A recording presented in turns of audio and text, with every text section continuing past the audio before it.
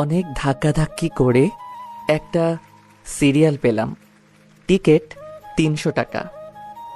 সেজন্য মানুষ অনেক।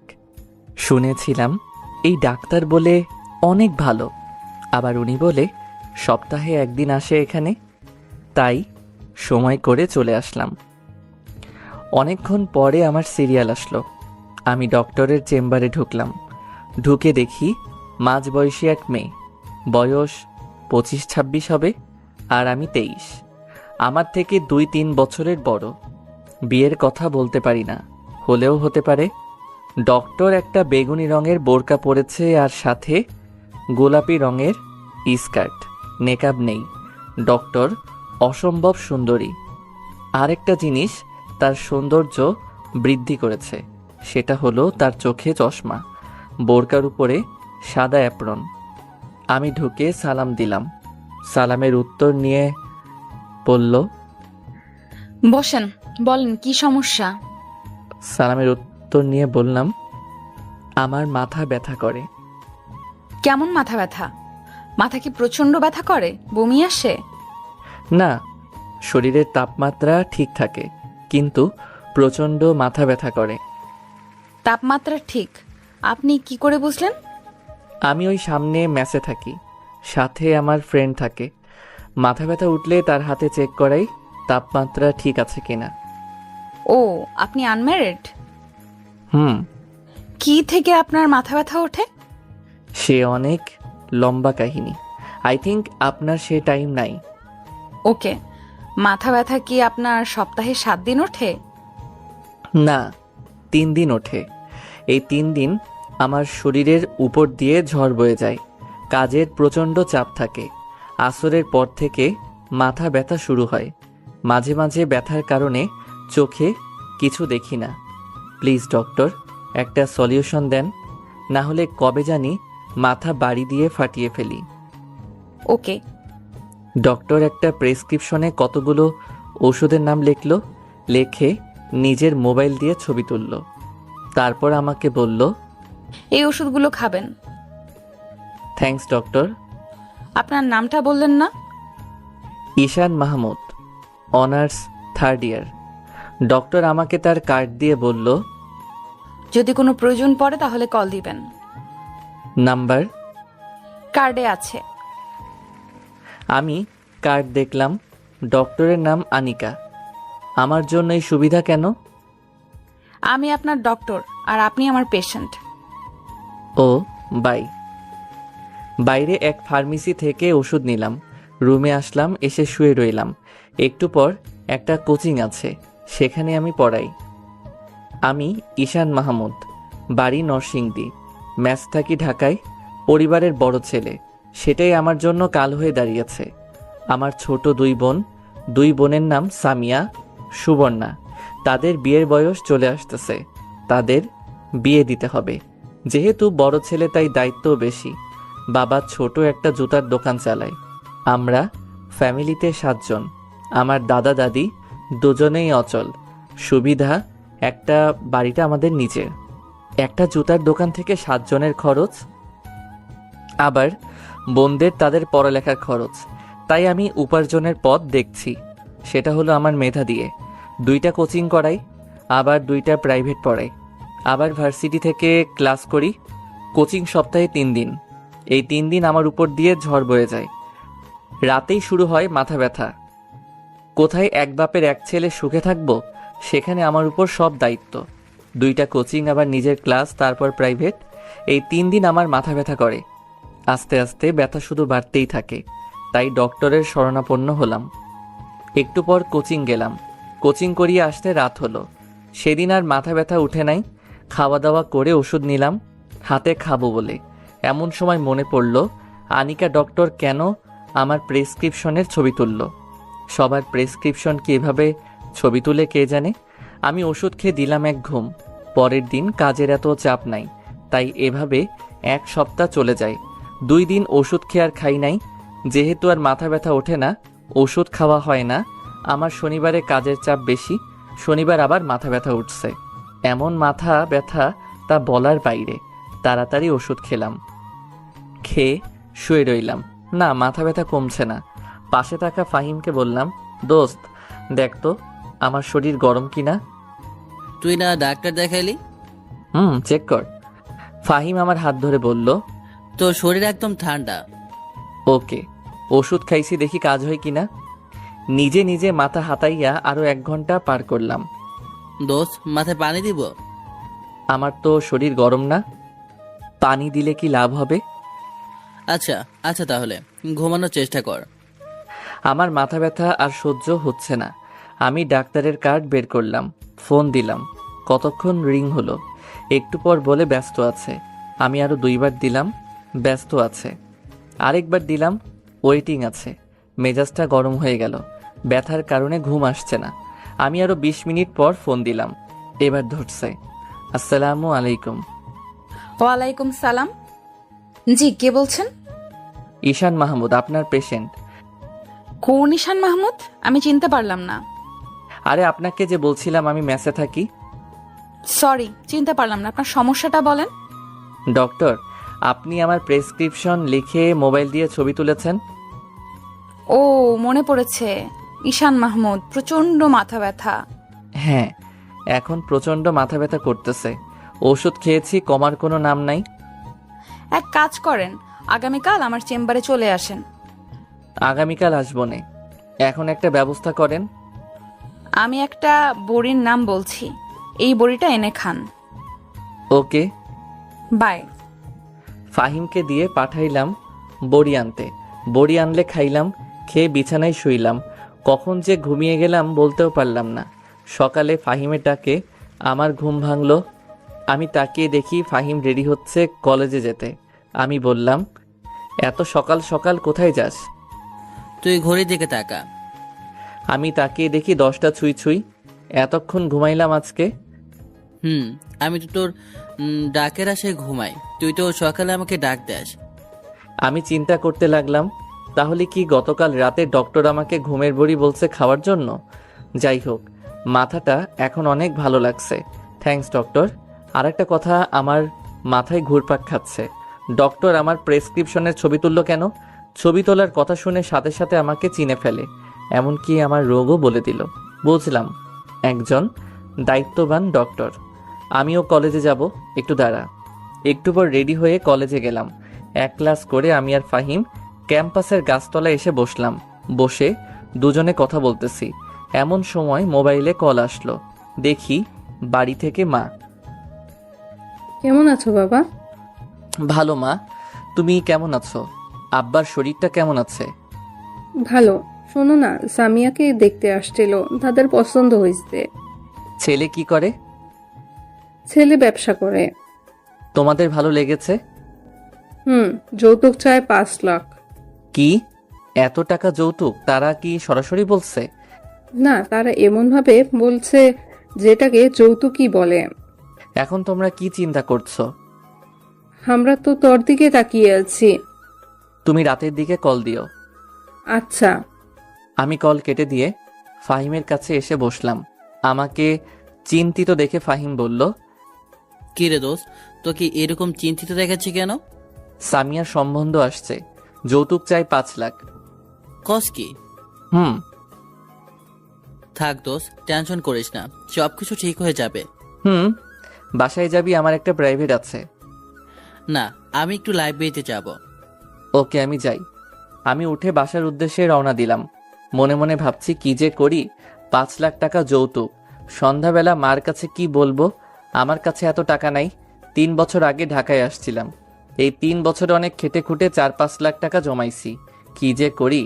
বাসায় আসলাম, এসে রেডি হয়ে গেলাম প্রাইভেটে। নিয়ত প্রাইভেট শেষ করে যাব ডক্টরের চেম্বারে। প্রাইভেট শেষ করে গেলাম ডক্টরের চেম্বারে। গিয়ে দেখি এমন ভিড়, সিরিয়াল নিতে গেলাম। চেম্বারে ঢুকলেই 500। আমি গিয়ে পিএসকে বললাম সিরিয়াল দিতে। পিএস বলল, সিরিয়াল শেষ। সিরিয়াল শেষ মানে? আর 20 জন রোগী আছে, তাদেরকে দেখে ম্যাডাম চলে যাবে। তাহলে আমি আগামীকাল। আগামীকাল মানে? আরে ভাই, একটা সিরিয়াল দেন, ম্যাডাম আমাকে চিনে। কিন্তু আমি তো চিনি না। ধুর ভাই, আপনার ভিতর কোনো মানবতাই বলতে কিছুই নেই। ভাই, দিলে পরের দিন আমার চাকরি শেষ। আপনার চাকরি শেষ হবে কেন? আমি একদিনে এরকম দয়ামায়া করে একজনকে ম্যাডামের কথায় বাইরে সিরিয়াল দিয়েছিলাম।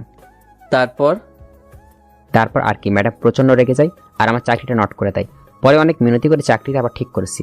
শুনেন, ম্যাডাম প্রচণ্ড জেদি, কোনো ভুল হলেই রেগে যায়, তাই আমাদের সাথে সাবধানে থাকতে হয়। সেজন্যই ভাই আমি এত বড় রিস্ক নিতে পারবো না। ইটস ওকে, আগে বুঝিয়ে বলবেন না? এই বলে আমি সেখান থেকে চলে আসলাম আর ভাবতে লাগলাম কি করা যায়। আগামীকাল আবার আসব। আগামীকাল আসা সম্ভব নয়, কারণ আগামীকাল কোচিং আছে। যা করার আজকেই করতে হবে। ফোন দিব না, যদি রেগে যাই। এখন একটাই উপায়, সেটা হলো অপেক্ষা করা। চেম্বার থেকে বের হওয়ার সময় ধরতে হবে। কেন জানি মনে হচ্ছে ডক্টর আমাকে একটু বেশি কেয়ার করে। কেয়ারের পিছনে কি অন্য কোনো কারণ আছে? থাকলে ভালো, কারণ ডক্টরকে প্রথম দেখাতেই আমি ক্রাশ খেয়েছি। এক জায়গায় বসে অপেক্ষা করতে লাগলাম, 1-2 জন, এভাবে 10-12 চলে গেছে। আমার অসহ্য লাগতেছে, মনে হচ্ছে আরো 2 ঘন্টা লাগবে। আমি আর অপেক্ষা করতে পারছি না। আসরের সময় হয়ে আসছে। ভাবলাম চলে যাব, না কোনোভাবেই হার মানবো। আমি অপেক্ষা করতে লাগলাম। মনে হচ্ছে পৃথিবীর সবচেয়ে কঠিন কাজ হচ্ছে অপেক্ষা করা। এদিকে ঘুম পাচ্ছে। অনেকক্ষণ অপেক্ষা করলাম। যদি সিরিয়াল পেতাম তাহলে এই 20 জনের পরেই আমাকে ঢুকতে হতো, সুতরাং অপেক্ষা আমাকে করতেই হতো। অবশেষে এই 20 জন শেষ হলো। ভাবতেছি এখন ঢুকবো নাকি বের হলে ধরবো। বের হলেই ধরবো। ঠিক 20 মিনিট পর ডক্টর বের হলো। আমি সামনে গিয়ে বললাম, ম্যাডাম আমি ঈশান মাহমুদ। এখন আর রোগী দেখা হবে না, আগামীকাল। আপনি আমাকে আগামীকাল বলছিলেন চেম্বারে আসতে। লিসেন, সরি, শোনেন, আমি এখন আর কোনো রোগী দেখব না। ক্লিয়ার? এই বলে ডক্টর চলে যাচ্ছে। আমি তো অবাক, এই ব্যবহার ডক্টরের কাছ থেকে আশা করিনি। তার আবার মার্কা পিএস কানে কানে এসে বলল, বলছিলাম না আগামীকাল আসছে, শুধু 4 ঘন্টা অপেক্ষা করলেন। আমার শরীরটা জ্বলে উঠল। ঠিকই তো, শুধু শুধু 4 ঘন্টা অপেক্ষা করলাম।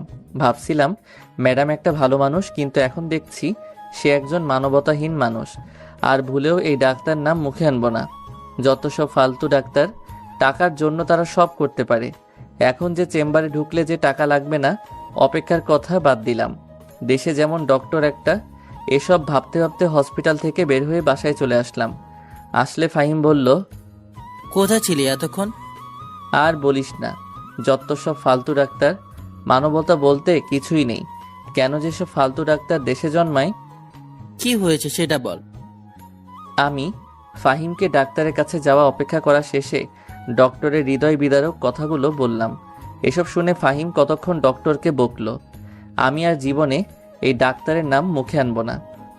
ঠিক আছে, দেশে কি ডাক্তার একটা নাকি? আমি আর ফাহিম কতক্ষণ বকে শরীরের জিদ মিটাইলাম। আসলে আমি একটা বোকা। বোকা না হলে 4 ঘন্টা বইসা রইলাম। একটু পর বাবার কাছে ফোন দিলাম। কেমন আছেন আব্বা? ভালো, তুই কেমন আছো? ভালো। সকালবেলা মার সাথে কথা বলছি। আপনি কি বলেন? আপনি জানেন এখানে খরচ একটু বেশি হয়, আর 5 লাখ টাকা যৌতুক আমাদের জন্য অনেক বেশি হয়ে যায় না? কি করুন যাইব? এখন তুই কত দিতে পারবি? আমি 1 লাখ দিতে পারবো। বাকিগুলো? আমি এর চেয়ে বেশি দিতে পারবো না। এতদিন আমি গাধার মতো খেটে খুঁটে যেটুকু জমাইছি সেটুকু দিয়ে দিছি। না পারলে ক্ষেত বিক্রি করেন, আর যৌতুক তো পরে দিলেও চলবে। বিয়ের তারিখ ঠিক করে আমাকে জানায়েন। কল রেখে শুয়ে চিন্তা করতে লাগলাম। যাক, মনটা এখন হালকা লাগছে। একটা উপায় তো বের হলো। বেশি অসুবিধা হলে 1 লাখের জায়গায় 1.5 লাখ দিবনে। এখন আমার প্রয়োজন একটা ঘুম। কিসের ওষুধ খাই তো? ডক্টরের কথা মনে হলেই গা জ্বলে। আমি দিলাম এক ঘুম। মাত্র চোখটা লাগলো কে জানি কল দিল। রিসিভ করে বললাম, আসসালামু আলাইকুম। কে? আগে বলে নাই। সরি, আমি ডক্টর আনিকা। কোন ডক্টর? আনিকা? আমি কোনো আনিকাকে চিনি না। আমি আপনার ডক্টর। শোনেন, আমি কোনো ডাক্তার দেখাইনি, আর আপনাকে আমি চিনি না। বললাম তো সরি। আমি অবাক। ডক্টর আমাকে ফোন দিয়েছে, আবার আমাকে বলে সরি। ভাবতেই অবাক লাগছে। আচ্ছা, আপনি কি আমাকে চিনেন নাই? না। এত তাড়াতাড়ি ভুলে গেলেন? রাতেই না বললাম আমি ঈশান মাহমুদ। মাথা ব্যথা? খেয়াল করিনি, বোঝেনি। একটানা এতক্ষণ রোগী দেখলে মাথা এমনিতেই ঠিক থাকে না, আবার সারাদিনের ক্লান্তি। পরে আমি আপনাকে চিনতে পারি। পরে আমি আমার পিএসকে পাঠিয়ে দেখি আপনি চলে গেছেন। হুম, এখন কেন ফোন দিলেন? সরি বলতে, কারণ আমি চাই না আমি কারোর চোখে খারাপ হয়ে থাকতে। তাহলে চলে আসেন আগামীকাল আমার চেম্বারে। আপনি যদি আজকে আমাকে কল না দিয়ে থাকতেন তাহলে আমার চেহারা আর না দেখতেন। এতক্ষণ আপনি আমার কাছে একজন ব্যাড গার্ল এবং একজন ব্যাড ডক্টর ছিলেন। আর এখন একজন গুড ডক্টর এবং গুড গার্লফ্রেন্ড এবং নাইস লেডি। থ্যাঙ্কস, অনেক অনেক থ্যাঙ্কস। ওয়েলকাম। আগামীকাল আসবেন তো? দেখি, আগামীকাল কাজের চাপ অনেক বেশি। বলেন আসবেন, আমি ওয়েট করব। ওকে, আসবো। কয়টায় আসবো? 5টার দিকে। সন্ধ্যার সময় আপনি না চলে যান। আগামীকাল একটা মিটিং আছে। ওকে, বাই। এই বলে ফোন কেটে দিলাম আর দিলাম এক ঘুম। সকালে ঘুম থেকে উঠি, কোচিংয়ে গেলাম। কোচিং শেষে গেলাম কলেজে। এইভাবে সারাদিন কাজের চাপে শেষ। 5টার দিকে বাসায় এসে বিছানায় শরীরটা লাগালাম। কি যে ভালো লাগছে, মাথাটা ধরে আসছে, মন চাচ্ছে ঘুমাইতে। কিন্তু না, ডক্টরের কাছে যেতে হবে। উঠে গোসল করলাম, করে রেডি হয়ে চলে গেলাম ডক্টরের চেম্বারে। দরজার সামনে কোনো মানুষ নেই। আমি গিয়ে টোকা দিলাম। ভিতর থেকে বলল। আমি ভিতরে ঢুকে সালাম দিলাম। ওয়ালাইকুম সালাম, বসেন। থ্যাঙ্কস। আজ ডক্টর একটা খয়েরি রঙের বোরকা আর সাদা কালার ওড়না দিয়ে স্কার্ট পরা, মেকআপ নেই। মনে চায় শুধু তাকিয়ে থাকতে। শরীর ঠিক আছে? না, কেমন লাগছে? যে রকম সবসময় লাগে। তাহলে আমি আপনাকে নতুন কয়েকটি ওষুধের নাম বলে লিখে দিচ্ছি, সেগুলো খাবেন। কিন্তু আগেরগুলো? আগের ওষুধগুলোও খাবেন, এগুলোও খাবেন। ওকে। যদি আপনার রোগ ভালো হয়ে যায় তাহলে আপনি কি করবেন? কি করব? আপনাকে মনে মনে অনেক ধন্যবাদ দিব। হুম আমি তো আপনার থেকে ছোট। হুম তাহলে আপনি আমাকে তুমি কিংবা তুই করে বলতে পারেন। বললে আপনি রাগ করবেন না তো?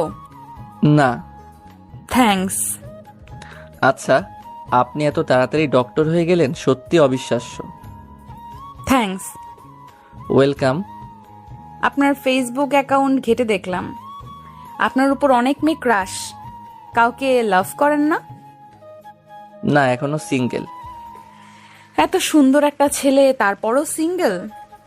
আসলে মনের মতো কাউকে পাইনি।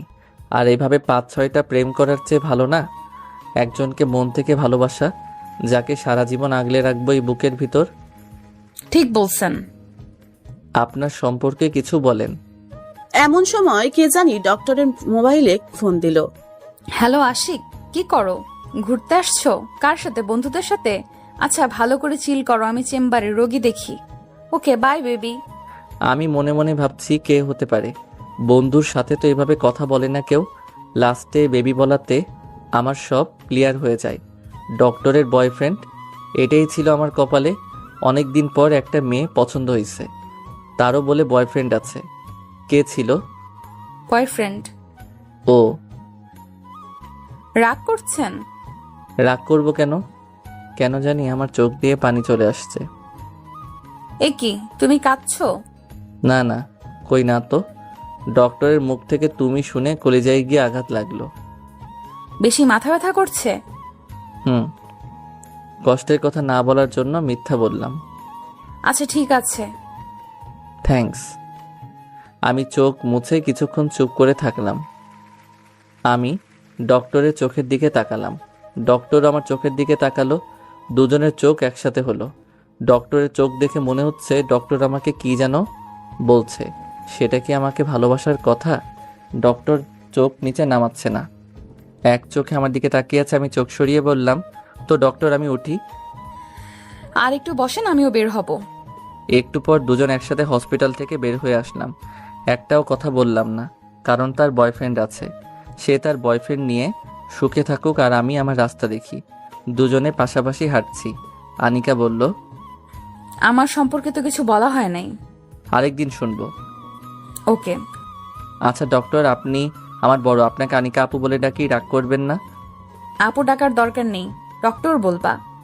আচ্ছা, আপনার বয়ফ্রেন্ড সম্পর্কে কিছু বলেন। তার নাম আশিক, সে একটা জব করে। তার সাথে দেখা হয়েছিল আমার কানাডায়। আপনি কানাডায় গিয়েছেন, আপনারাই পেরেছেন জীবনে কিছু করতে। থ্যাঙ্কস। তাহলে আমি যাই। বাই। Good bye. আমি একটা রিক্সা ডেকে চলে আসলাম। মনে মনে এটাই বোধহয় ডক্টরের সাথে শেষ দেখা। আমি বাসায় চলে আসি। এসে ফাইমের সাথে কোনো কথা না বলে ঘুমিয়ে পড়ি। আনিকা এরকম বিব্রতকর অবস্থায় আগে কখনো পড়েনি। ঈশান যে কেঁদে দিবে কে জানতো। আসলে আনিকার ঈশানকে প্রথম দেখাতে ভালো লেগেছে, কিন্তু আনিকার তো একটা বয়ফ্রেন্ড আছে। এই কথাটা আনিকা ঈশানকে কয়েকদিন পরে বলতো। আনিকার নিয়ত আশিকের সাথে ব্রেকআপ করে ফেলবে, কারণ কিছুদিন আগে সানিকে অন্য এক মেয়ের সাথে দেখে ফেলে। আর কিছুদিন ধরে আশিক আনিকাকে বেশি কেয়ার করে না। তার কারণ আশিক হয়তো আনিকার যে ভালো কাউকে পেয়ে গেছে। আনিকা বাসায় আসে। আচ্ছা, তাহলে তুমি কল লিস্টের একটা স্ক্রিনশট দাও। কোনো চালাকি করবা না, কল কাটবা না।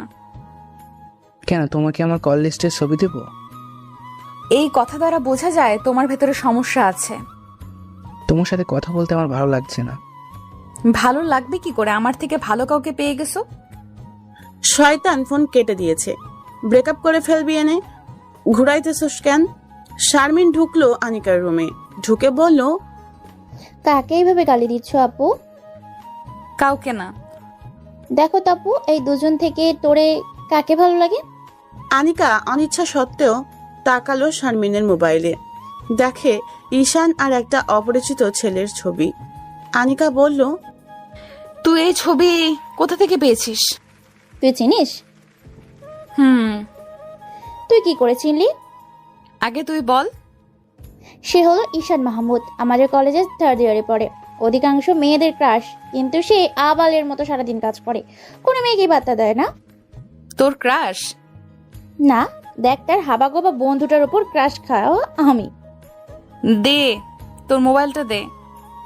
এই বলে আনিকা শারমিনের হাত থেকে মোবাইল নিয়ে ছবিটি ভালো করে দেখতে লাগলো। বলল, ঈশান মাহমুদের উপর যতগুলো মেয়ে ক্রাশ খেয়েছে তার একটা লিস্ট আমাকে দিবি। কেন, তুই ক্রাশ খেয়েছস?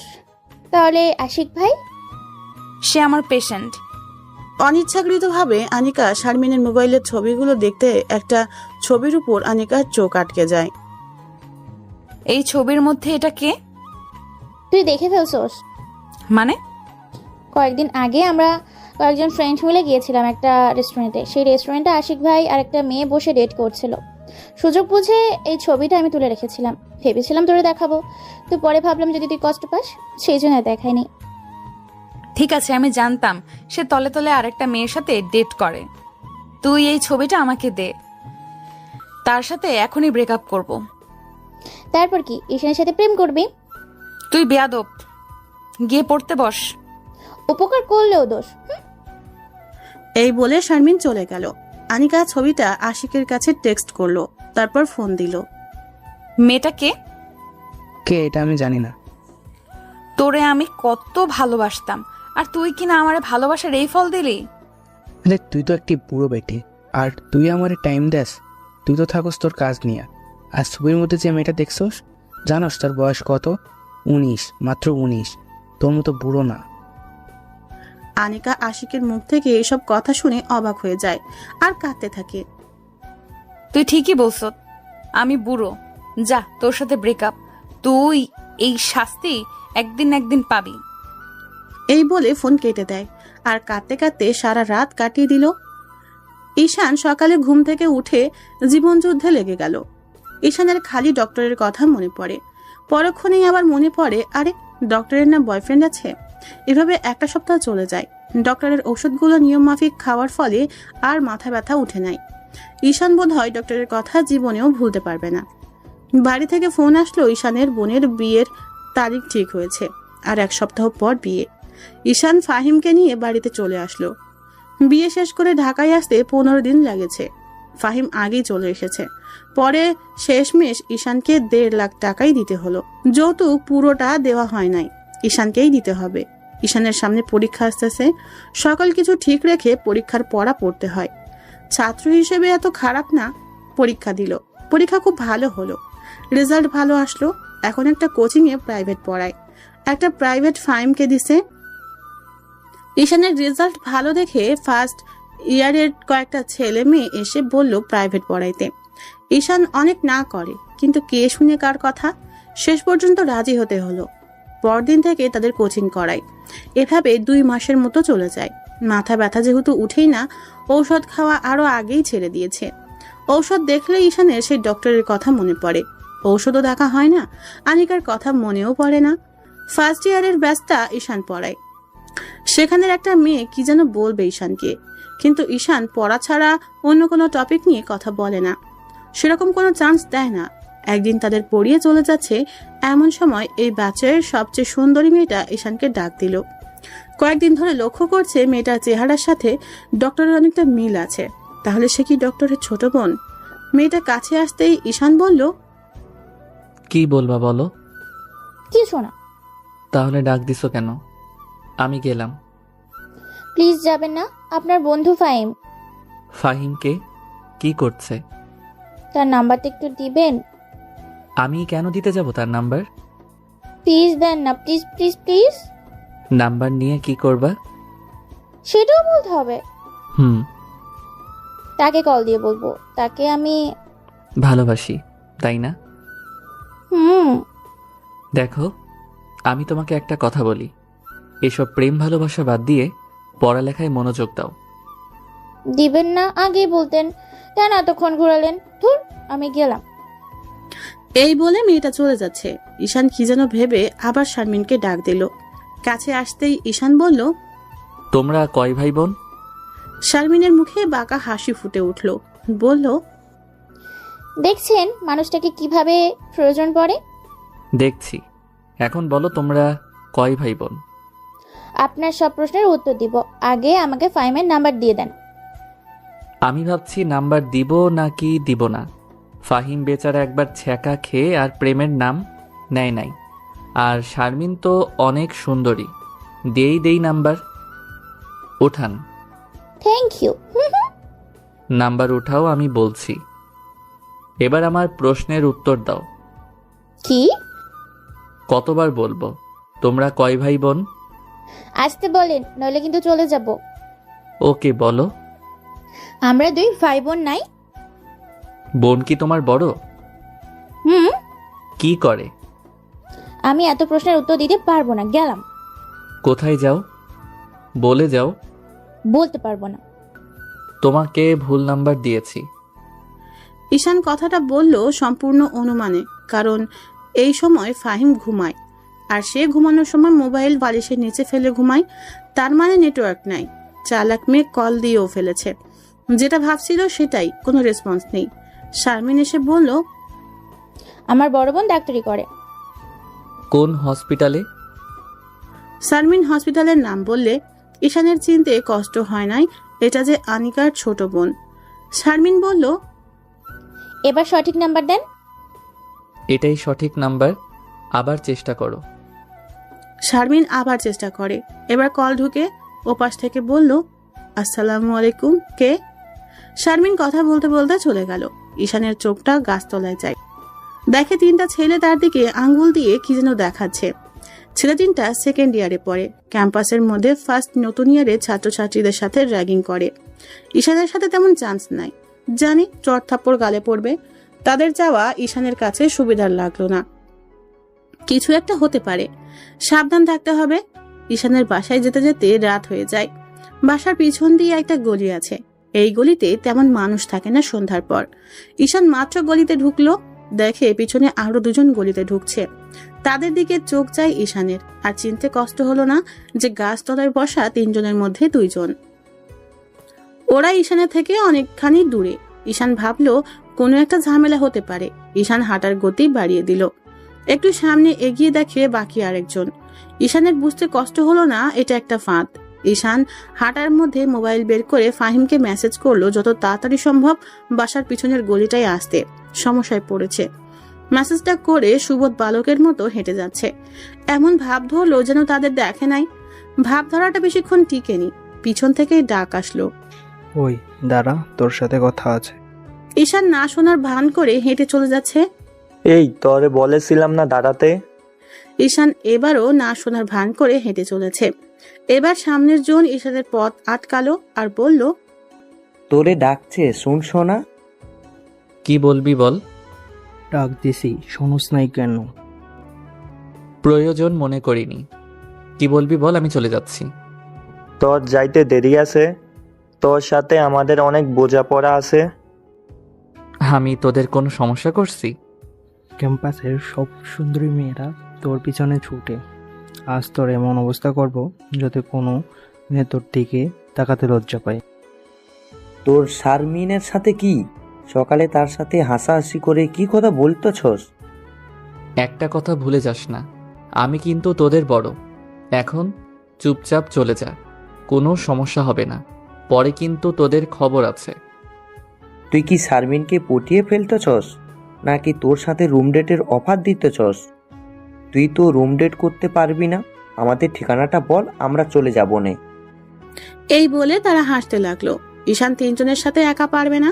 ফাহিম এখনো দেরি করছে কেন? মেসেজ দেখলে তাড়াতাড়ি আসার কথা। তারা তিনজন থেকে একজন প্যান্টের বেল্ট খুলছে আর একজন একটা ছুরি বের করছে। তারা ঈশানকে তিন দিক দিয়ে ঘিরে ধরছে, তাই দৌড় দেওয়ার কোনো চান্স নেই। ঈশান মায়ের শুরু করে দেয়। যতক্ষণ পর্যন্ত ফাহিম না আসে, ছুরিওয়ালা ছেলেটাকে কানের নিচে নরম জায়গায় শরীরের যত শক্তি আছে তত শক্তি নিয়ে আঘাত করলো। তারা হয়তো এমন আঘাত আসবে কল্পনাও করেনি, তাই প্রতিরক্ষা করার কোনো সুযোগই পায়নি। যে জায়গায় আঘাত করছে ঠিক সে জায়গায় গিলে লাগলো। ছেলেটা এক চিৎকার দিয়ে নিচে পড়ে গেল। এটা তিনজনের সাথে পারা সম্ভব না। ফাহিমও আসেনি। তিনজন ঈশানকে এলো পাথারি লাথি মারছে আর বলছে, মার শালারে মার, শালাই কি ঘুষি দিল, গার লড়াইতে পারছি না। কথা বলছে আর মারছে। ঈশান হাত দিয়ে প্রতিরক্ষা করছে। ঈশানের নাক দিয়ে ব্লিডিং হচ্ছে, মুখের কয়েক জায়গায় কেটে গেছে, অনবরত রক্ত পড়ছে। এমন সময় ফাহিম আসলো। ফাহিমের হাতে একটা লাঠি। এই লাঠি দেখে ওরা তিনজন দৌড় আর ফাহিমের দৌড় দেখে। ফাহিম ঈশানের কাছে এসে বলল, সরি দোস্ত, দেরি হয়ে গেছে। আমি ওয়াশরুমে ছিলাম, বের হয়ে দেখি তোর মেসেজ দেখার সাথে সাথে আমি চলে আসি। আমি তোরে কিছু বলছি? দেখ, আমার অনেক ব্লিডিং হচ্ছে, আমাকে কোনো ডক্টরের কাছে নিয়ে যা। আমি তোরে ধরেছি। ফাহিম ঈশানকে ধরে গলি থেকে বের করে রাস্তায় নিয়ে আসে। একটা গাড়ি ডাক দেয়। ঈশান গাড়িতে ওঠে।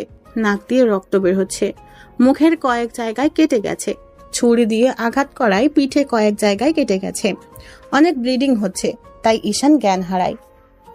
আনিকা আশিকের সাথে ব্রেকআপ করার পর একা হয়ে গেছে। প্রতি রাতে কেন জানি ঈশানের কথা মনে পড়ে। চেম্বারে ঈশান আর আসে না, কারণ হয়তো ঈশানের রোগ ভালো হয়ে গেছে। আনিকা কোনোভাবেই ঈশানকে ভুলতে পারছে না। আনিকার খালি ঈশানের কান্নার কথাটা মনে পড়ে আর ফুপিয়ে কেঁদে ওঠে। সব সময় আনিকা নিজেকে এই বলে সান্ত্বনা দেয়, ঈশান, তুই তো আমারে ভালোবাসতি, আমি জানি তুই একদিন আসবি। আসলে যে ঈশানকে কি করবে আনিকা, সেটা আনিকাই জানে। এভাবে আনিকার 2 মাস চলে যায়। ঈশানের কোনো দেখা নাই। বাড়ি থেকে বিয়ের কথা বলছে, ভালো এক সম্বন্ধ আসছে, বলছে বিয়ে করার জন্য। আনিকা এই বাহানা সেই বাহানা দিয়ে দেরি করছে। শেষমেশ আনিকা নিজেই সিদ্ধান্ত নিল, নিজেই ঈশানের সাথে দেখা করবে আর নিজের ভালোবাসার কথা বলবে। ওই দিন রাতে আনিকার রুমে শারমিন এসে নাচতে থাকে খুশিতে। এদিকে আনিকা টেনশনে বাঁচে না আর নিজের বোন কিনা নাচে। দিল এক ধমক, শারমিনের মুখটা কালো হয়ে যায়। ধমকের কারণে শারমিন কেঁদে দেয়, কাঁদতে চলে যাচ্ছে আর বলতে লাগলো, আপু তুই না অনেক খারাপ। আমি টেনশনে বাঁচি না, আব্বা আম্মা বিয়ের চাপ দিচ্ছে আর তুই কিনা খুশিতে নাচস। যা, তোর সাথে আমি আর কথাই বলবো না। ব্যাপারটা ছিল ঈশানকে নিয়ে। এই বলে শারমিন সেখান থেকে চলে আসলো। আনিকা ঈশানের নাম শুনে আটকে যায়। ঈশানের ব্যাপারে কি বলবে শারমিন? পরক্ষণেই মনে পড়লো, আরে ঈশান আর শারমিন তো একই কলেজে পড়ে, নিশ্চয়ই কিছু একটা হয়েছে। শারমিন যেহেতু খুশিতে নেচেছে, তাহলে নিশ্চয়ই ভালো খবর। এইসব চিন্তা করে শারমিনকে ডাক দিল। 5-6টা ডাক দিল শুনেনি, তার মানে অনেক রাগ করছে। আনিকা জানে শারমিনের রাগ ভাঙানো এত সহজ না। আনিকা ভাবতে লাগলো কি করে রাগ ভাঙানো যায়। এখন একটাই উপায়, তার পছন্দের খাবার বানানো। আনিকার যতটুকু মনে পড়ে শারমিনের পছন্দের খাবার হলো পিৎজা। কিছু করার নেই, পিৎজার অর্ডার দিয়ে দিল। পিৎজা আসলে পিৎজা নিয়ে আনিকা শারমিনের রুমে গেল। গিয়ে দেখে শারমিন শুয়ে আছে। আনিকা গিয়ে শারমিনের সাথে মজা শুরু করলো। ওলে আমার গুলুমুলু আপুটা রাগ করেছে। কোথায় রাগ করেছে, গালে নাকি মুখে? দেখ তোর জন্য কি আনছি। যা, তোর সাথে কোনো কথা নেই। ওকে, তাহলে পিৎজাটা আমি একাই খাই। কি, তুই পিৎজা আনছোস? শোয়া থেকে উঠে বসলো। হুম। দে আপু দে। তোর রাগ ভাঙছে? হুম। তারপর দুই বোন মিলে পিৎজা খেতে লাগলো। আনিকা জিজ্ঞেস করলো, ঈশানের ব্যাপারে কি যেন বলছিলি? আমি জানি তুই এই প্রশ্নটা করবি, কারণ তুই আরো আগে ঈশানের উপর ক্রাশ খাইছোস। খাইছি, এখন বল। শারমিন ঈশানের কাছে প্রাইভেট পড়ে। সকালের সব কথা আনিকাকে বলল শারমিন। এক পর্যায়ে আনিকার মুখ উজ্জ্বল হয়ে যায়, কারণ ঈশান কারো প্রেমে পড়ে নাই। আর শারমিনের বোনের সম্পর্কে অনেক কিছু জিজ্ঞেস করায় বুঝতে পারলো এখনো আনিকাকে ভালোবাসে। তার মানে ঈশানের কাছে গেলে হতাশ হবে না। খুশিতে আনিকা শারমিনকে নিয়ে নাচতে থাকে। আনিকা ফাহিমের কথা শুনে বলল, আগে পড়াশোনায় মনোযোগ দে, প্রেম ভালোবাসা পরেও করতে পারবি। থুর আপু, তুই আর ঈশান ভাই সম্পূর্ণ এক। এক হলো ভালোবাসা। এই বলে নাচতে নাচতে আনিকা নিজের রুমে চলে গেল। গিয়ে শুয়ে ঘুমিয়ে গেল। শারমিন ভাবছে, আমি প্রেম করলে তুই জানবি কোথা থেকে। শারমিনও ঘুমিয়ে পড়ল। চোখ খুলে দেখে হাসপাতালের বিছানায় শুয়ে আছে। ফাহিম কাছে এসে বলল, কেমন লাগছে? ভালো। এখন বল, কে কে তোরে মেরেছে? নাম জানি না, তবে কলেজের সেকেন্ড ইয়ারে পড়ে। সেকেন্ড ইয়ারের ছেলেরা তোরে মেরেছে? হুম। তুই কিছু করেছিস? না, তোর জন্যই তো আমি মাইর খেলাম। আমার জন্য মানে? তোর উপর ক্রাশ খাওয়া মেয়েটা শারমিন, তার জন্য। ওই যে শারমিন সকালে যে ফোন দিয়েছিল। তার সাথে কথা বলছি দেখে শালার পুতেরে আসছে আমারে মারতে। তুই কোনো টেনশন করিস না, শারমিনকেও দেখে নেব, ওই শালাগুলোও দেখে নেব। এক নার্স এসে বলল, আপনাদেরকে বেড ছেড়ে দিতে হবে। কেন? কারণ এখানে অন্য রোগী আসবে। কেন? আমার তো সিটের ভাড়া দিব। তাহলে উপরতলায় উন্নত মানের বেডে যান। একদিনের ভাড়া 10,000 টাকা। মানে কিছু না, আপনাদের এই বেড ছেড়ে দিতে হবে। ওকে ফাহিম, আমি ঠিক আছি, ছেড়ে দিচ্ছি। আপনার ব্যবহার ভালো লাগলো না। কি করবেন? যত সব ফালতু কথা। কোথা থেকে যে আসে গো হসপিটালে, ছোট লোকের বাচ্চা। ফাহিমের এমনি মাথা গরম। একে ঈশানকে মারছে, তারপর এই নার্সের এসব কথা শুনে রাগ উঠে যায়। ফাহিম চর দিবে, এমন সময় ঈশান ধরে ফেলে, বাইরে নিয়ে আসে আর বলল, এই নার্সকে পরে দেখে নিব। তুই আমাকে ধরলি কেন? চট দিয়ে সবগুলো দাঁত ফেলে দিতাম। দেখ বিল কত হয়েছে, আমি এখানে বসি। এতক্ষণ ঈশান হসপিটালটা ভালো করে খেয়াল করেনি। হসপিটালের এদিক ওদিক তাকিয়ে চোখ বড় হয়ে যায়। এটা তো আনিকা যে হসপিটালে কাজ করে, এটা তো সেই হসপিটাল। এই করিডোর পর হলেই তো আনিকা বসে আছে চেম্বারে। এত কাছে বসে আছে ওর ভালোবাসা। মন চাচ্ছে উড়াল দিয়ে চলে যেতে তার কাছে, কিন্তু গেলে কি লাভ হবে? তার তো বয়ফ্রেন্ড আছে, গেলে তো অসুবিধা হবে। ঈশানের কেন জানি মন চাচ্ছে আনিকাকে এক নজর দেখতে, সম্ভবত ভালোবাসে সে কারণে। ফাহিম এসে বলল, দোস্ত, বিল 10,000 টাকা। এত টাকা? কি করলো? একটু পিঠে সেলাই করলো আর মুখে ওয়াশ করে ব্যান্ডেজ বেঁধে দিল। সামান্য কাজে এত টাকা হয় কি করে? আমি একই প্রশ্ন করছিলাম। তারা বলে তোরে যে ইঞ্জেকশন দিয়েছে সেগুলো অনেক দামি। ঠিক আছে, দেখি কি করা যায়। তুই এক কাজ কর, যে নার্স আমাদের সাথে খারাপ ব্যবহার করছে তার নামটা জেনে আয়। তুই দাঁড়া। একটু পর এসে বললাম, তানহা, নার্সের নাম তানহা। তানহা নামটা সুন্দর, কিন্তু একটা ডাইনি। আমি এক জায়গায় যাব, তুই আমাকে হেল্প কর। কোথায় যাবি? আমাকে ধর, তোকে বলি। আমি যে মাথা ব্যথার জন্য ডক্টর দেখাইছিলাম সে ডক্টরের চেম্বার একটু সামনে, তার কাছে যাচ্ছি। কিন্তু তার কাছে গিয়ে কি লাভ হবে? জানি কোনো লাভ হবে না। আর এই ডক্টরকে আমি 2 মাস আগে ভালোবাসছিলাম, এত কাছে যেহেতু, তাই এক নজর দেখে যাই। ওকে, যা। আর শোন, এই ডক্টরের বোনের নাম শারমিন। কি কস? ওই দেখ ডক্টরের চেম্বার। আমি যাই। কতক্ষণ লাগবে? জানি না। এই বলে ঈশান আনিকার চেম্বারের সামনে চলে আসে। আনিকার পিএস এসে বলল, এখন কোনো রোগী দেখা হবে না। ম্যাডামকে বলেন ঈশান মাহমুদ আসছে।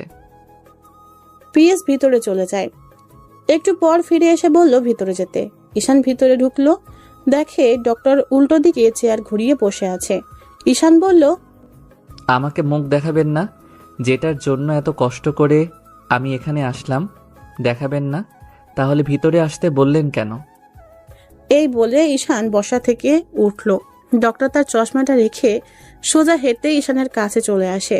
এসে কোনো কথা না বলে ঈশানের মাথায় ধরে সোজা তার নরম গোলাপি ঠোঁটটা ঠোঁটে লাগিয়ে দেয়। ঈশান এর জন্য প্রস্তুত ছিল না। 30 সেকেন্ড পর ছেড়ে দিল। ডক্টর চোখ বন্ধ করে রাখছে। ঈশান বলল, এটা কি ছিল? জানি না। এবার আমি তার পিছনে কোমরে হাত রেখে টান দিয়ে আমার একেবারে কাছে এনে আমি নতুন করে আমার ঠোঁট তার ঠোঁটে লাগিয়ে দেই। এবার আমরা দুইজন একে অন্যের ঠোঁটের স্বাদ উপভোগ করলাম টানা 2 মিনিট। আমি আস্তে আস্তে তার কোমর ছেড়ে দেই। ডক্টর আস্তে আস্তে নর্মাল হয়। আমার কাছ থেকে একটু সরে চোখ খোলে, একটা মুচকি হাসি দেয়। ঈশান বলে, এত ভালোবাসা, এত আকাঙ্ক্ষা, এসব এতদিন কোথায় রেখেছিলা? জানি না। ঈশান আস্তে আস্তে চেয়ারে বসে। ডক্টর এখনো পুরো শরীরে তাকায়নি, তাকিয়ে অবাক হয়ে যায় আর বলে, এইসব কি তোমার শরীরে কি করে হয়েছে এগুলো? এত উত্তেজিত হওয়ার কোনো কারণ নেই, আমি ঠিক আছি। কোথায় তুমি ঠিক? পিঠে ব্যান্ডেজ, মাথায় ব্যান্ডেজ, হাতে ব্যান্ডেজ। আনিকা উঠে এসে আমার শরীর দেখাতে লাগলো, দেখে বলল, তোমাকে মনে হয় 3-4 জন মিলে গণধোলাই দিছে। কি করে হলো এসব? খুলে বলো। ঈশান আনিকাকে রাতের ঘটনা, হাসপাতালে আসা এবং সবশেষে নার্সের কথাটা বলল।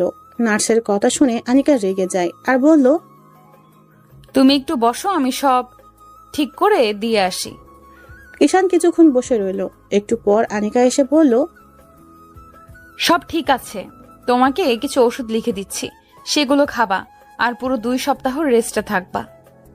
এতদিন রেস্টে থাকতে পারবো না। কেন? শোনো, আমি 2টা কোচিং, একটা প্রাইভেট পড়াই। আমি যদি 2 সপ্তাহ এসব বন্ধ রাখি তাহলে আমার অনেক ক্ষতি হয়ে যাবে। কি ক্ষতি? আমি এখানে মেসে থাকি, মেসের ভাড়া, খাওয়া, আর আমাদের ফ্যামিলি মেম্বার 6 জন। আব্বার একটা ছোট জুতার দোকান, সেটা দিয়ে চলে না। তাই আমি এখানেও গাধার মতো খেটে খুঁটে কিছু টাকা ইনকাম করে বাড়িতে পাঠাই। এখন যদি 2 সপ্তাহ এসব বন্ধ রাখি তাহলে কি অবস্থা হবে? আনিকা উঠে ঈশানের কাছে এসে বসলো।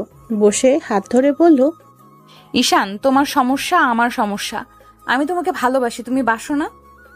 বাসি, কিন্তু কিন্তু কি? তোমার না একটা বয়ফ্রেন্ড আছে? তার সাথে তো আমি 2 মাস আগেই ব্রেকআপ করছি। ও খুব ভালো, আমি তোমাকে খুব ভালোবাসি। আমি জানতাম তুমি আমাকে অনেক ভালোবাসো। হুম। তুমি কোনো টেনশন করো না, তুমি 2 সপ্তাহ রেস্ট নাও, দেখবে সব ঠিক হয়ে যাবে। তুমি বলছো? আচ্ছা, তুমি তো বললা তোমাকে 3 জন মারলো। কেন মারলো সেটা তো বললা না। তোমার বোন শারমিনের কারণে। অবশ্য তার এখানে কোনো দোষ নেই। তার সাথে সকালে কথা বলছিলাম, সেটা 3 জন ভালো চোখে নেয়নি। শারমিন এখানে জড়িত আছে, তার খবর আছে। আনিকা মোবাইল বের করলো ফোন করার জন্য। ঈশান আনিকাকে থামিয়ে বলল, তাকে ফোন দিবা না, আর তার এখানে কোনো দোষ নেই। ওকে, তোমার মোবাইলটা দাও। গতকাল রাতে ভেঙে গেছে। এখন কি করবা? ফাহিমকে দিয়ে নতুন মোবাইল কিনবো। জানো আমার এখন কি মন চাচ্ছে? এখানে তোমার সাথে বসে সারা দিন কথা বলতে। আমারও মন চাচ্ছে। চলো তোমাকে বাসায় দিয়ে আসি। তুমি যাবা? হুম। চলো তাহলে। আর শোনো, তোমার আর কোনো বিল দিতে হবে না। হুম। ঈশান উঠে আস্তে আস্তে বের হচ্ছে। এমন সময় আবার আনিকা ঈশানকে পিছন থেকে জড়িয়ে ধরে বলল, আমি তোমাকে অনেক ভালোবাসি ঈশান, আমি তোমাকে অনেক ভালোবাসি। তুমি আমাকে ছেড়ে চলে যাবে? কখনো না। আমি জানতাম। এবার ছাড়ো, ব্যথা লাগছে। তুমি বাইরে গিয়ে একটু দাঁড়াও, আমি আসছি। ওকে। এই বলে আনিকা ঈশানকে ছেড়ে দেয়। ঈশান বাইরে বেরিয়ে আসে ফাহিমের কাছে। ফাহিম ঈশানকে ভালো করে দেখছে। ঈশান বলল, কি দেখছিস এরকম ভাবে? দেখছি তুই ঠিক আছিস কিনা। ঠিক আছি মানে? তুই এতক্ষণ ডক্টরের চেম্বারে কি করে থাকবি? কেন, কি হয়েছে? আর বলিস না, তুই ভেতরে যাওয়ার একটু পর ডক্টর বেরিয়ে আসলো, এসে নার্সকে ডেকে আনলো, এনে দিল এক ধমক যে কেউ ভয় পেয়ে যাবে। তারপর আমাকে ডাকলো এবং আমার কাছে মাপ চাওয়ালো। পরে রিসেপশনে গিয়ে কি যেন বলল, তারপর আবার চেম্বারে ঢুকে গেল। এতক্ষণ পুরো হসপিটাল নিস্তব্ধ ছিল। ডক্টর অনেক জেদি, কিন্তু তার এরকম করা ঠিক হয়নি। বিল দিতে হবে না। না, ডক্টর আমাদের সাথে বাসায় যাবে। এই ডক্টর? হুম। না দোষ, না দোষ। আরে টেনশন করিস কেন, আমি আছি না। তোরা দুজন প্রেম করস? হুম। আল্লাহ জানে তুই এই মেয়েরই কেমনে কন্ট্রোল করবি। ওই দেখ সে আসছে, চুপ। আনিকা মুখে মেকআপ ছাড়াই এসেছে। এটা দেখে কেন জানি ঈশানের একটুও ভালো লাগলো না। বলল, চলো। নিচে গিয়ে দেখে আনিকার পার্সোনাল গাড়ি আছে। গাড়ির ড্রাইভার একজন ইয়াং বয়সের ছেলে। এটাও ঈশানের কাছে ভালো লাগলো না। যাই হোক, গাড়িতে বসলো। ঈশানের পাশে আনিকা বসলো। এতক্ষণ হাঁটার পর ঈশানকে ক্লান্তি ঘিরে ধরলো। ঈশান গাড়ির সিটে বসে মাথাটা এলিয়ে দিল। গাড়ির মধ্যে ঘুমিয়ে গেল। চোখ খুলে দেখে আনিকা ডাকছে। ফাহিম বলল, দোষ, বাসায় চলে এসেছি। নামার সময় আনিকা ঈশানকে হেল্প করলো। আস্তে আস্তে হেঁটে রুমে আসলো, গিয়ে বিছানায় শুইল। ঈশানের পাশে আনিকা বসলো। ওদের দেখে ফাহিম বাইরে চলে যায়। এটা তোমার জন্য। কি? মোবাইল। তোমাকে কে বলছে মোবাইল কিনতে? কেউ না। তাহলে কেন কিনলে? ভালোবাসি বলে। এখানে আমার আর কিছু বলার নেই। আনিকা আমাকে ভালোবাসি বলে কিনে দিল, এখানে ফিরিয়ে দেওয়ার কোনো মানে হয় না। ঠিক আছে। আর শোনো, আমি তোমাকে ওষুধ খাওয়ার সময় হলে কল দিব। তোমার এত কষ্ট করতে হবে না, তুমি বলে যাও। না, আমি তোমাকে কল দিব। ওকে। ঈশান আনিকার স্কার্ট ধরে নেকাবের মতো করে বলল, তোমাকে নেকাব অবস্থায় বেশি সুন্দরী লাগে। সত্যি? হুম। আনিকা সুন্দর করে নেকাব পরে বলে, এবার ঠিক আছে? হুম। তাহলে আমি যাই। যাও। এই বলে আনিকা চলে যায়। আনিকা চলে গেলে ফাহিম এসে বলল, সব ঠিকঠাক তো? হুম। এখন বল, 3 ছেলের কি করবি? তুই আগামীকাল গিয়ে 3টারে খুঁজে বের করবি, তারপর কলেজের ভিপিরে সব বলবি, দেখ তারা কি করে। আর আগামীকাল গিয়ে ফার্স্ট ইয়ারের যে ব্যাচটা আমি পড়াই তাদের বলবি 2 সপ্তাহ তাদের বন্ধ। অথবা শারমিন ফোন দিলে শারমিনকে বলতে পারিস। ওকে। ঈশানকে সব ক্লান্তি এসে ঘিরে ধরলো। দিল এক ঘুমে বিকালে উঠে ফ্রেশ হয়ে খাওয়া দাওয়া করলো। তারপর আনিকার কাছে কল দিল। সাথে সাথে রিসিভ করে বলল, ঘুম হয়েছে? হুম। আনিকা ঈশানকে ঔষধের নাম বলল, সেগুলো খেয়ে নিল। এভাবে প্রতিদিন Anika time to time call দিয়ে ওষুধ খাওয়াতো। একদিন কি এক বেলাও মিস হয়নি। আনিকার প্রতি ঈশানের ভালোবাসা বাড়তে থাকে। টাইম টু টাইম ঔষধ খাওয়ার পর 10 দিনে সম্পূর্ণ সুস্থ হয়ে গেল। এই কয়েকদিনে আনিকা ঈশানকে 5 বার এসে দেখে গেছে। ঈশান আবার আগের মতো কোচিং প্রাইভেটে পড়াতে শুরু করে।